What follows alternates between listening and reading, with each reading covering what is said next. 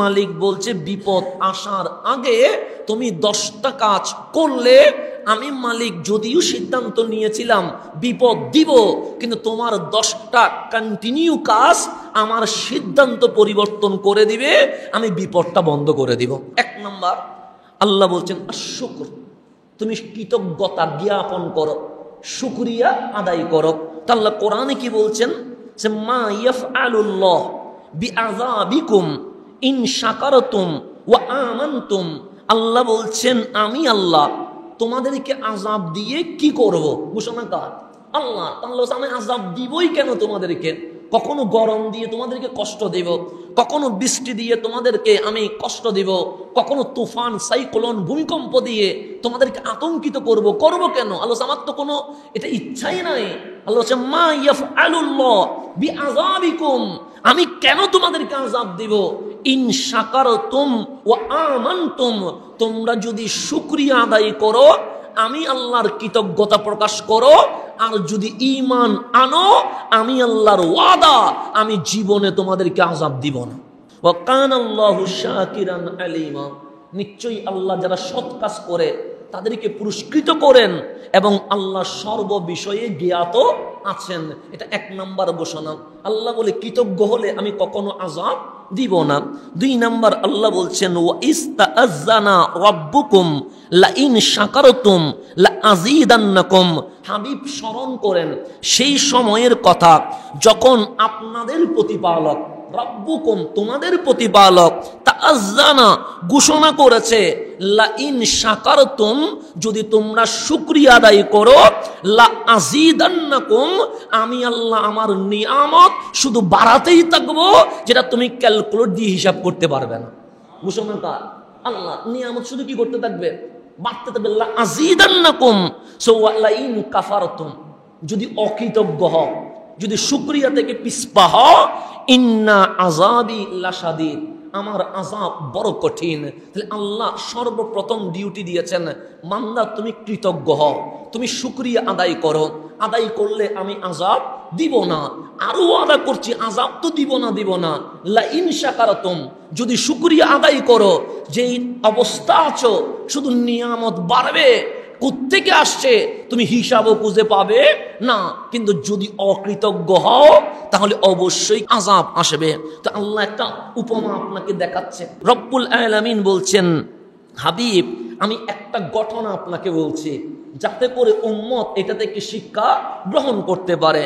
সে কাজ্জাবাত কওম লুতিন বিন নুজুর, আমি যে সতর্কতা দিয়েছিলাম কাকে? কওমে লুতকে। কওমে লুত সেটা মানে নাই, আমি একটা সীমা দিয়েছিলাম, এই সীমার বাইরে যাওয়া যাবে না।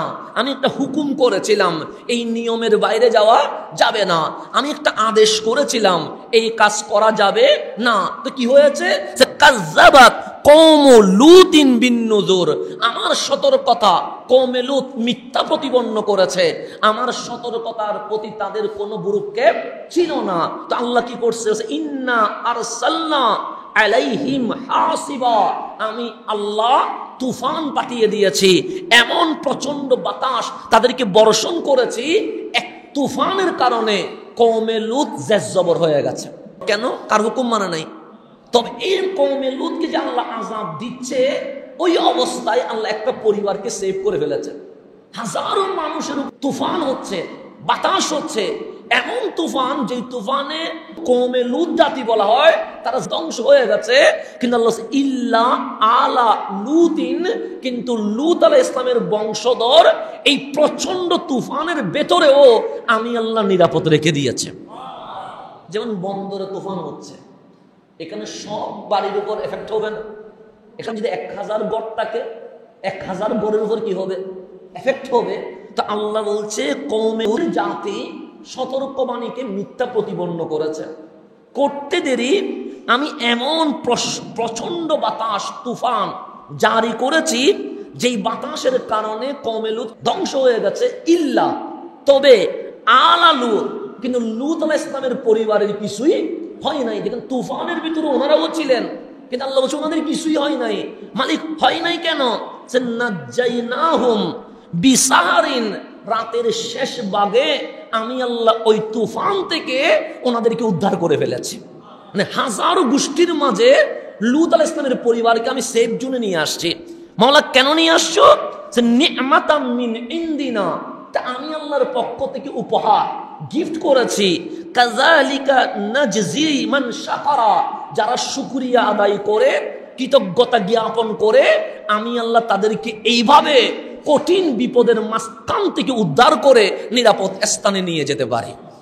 তাহলে আমার আল্লাহ বলছেন তুমি যদি পুরা এলাকা শুকরিয়া আদায় করে সেফ হয়ে যাবেন, আর পুরা এলাকা যদি মিথ্যা প্রতিপন্ন করে, আর আপনি যদি সিঙ্গেল চলে আসেন যে মালিকের শুকরিয়া আমি আদায় করব, আল্লাহ বলে ওখানে যদি আমি করোনা মহামারীও দিই, ওখানে যদি আমি দুর্ভিক্ষও দিই, ওখানে যদি আমি সুনামিও দিই, ওখানে যদি আমি তুফানও দিই, তোমার কোনো ভয় নাই। আমি রাতের অন্ধকার শেষ ভাগে তোমাকে যে কিভাবে নিরাপদে নিয়ে আসবো এই দায়িত্ব আমি আল্লাহ নিজেই নিয়ে নিয়েছি।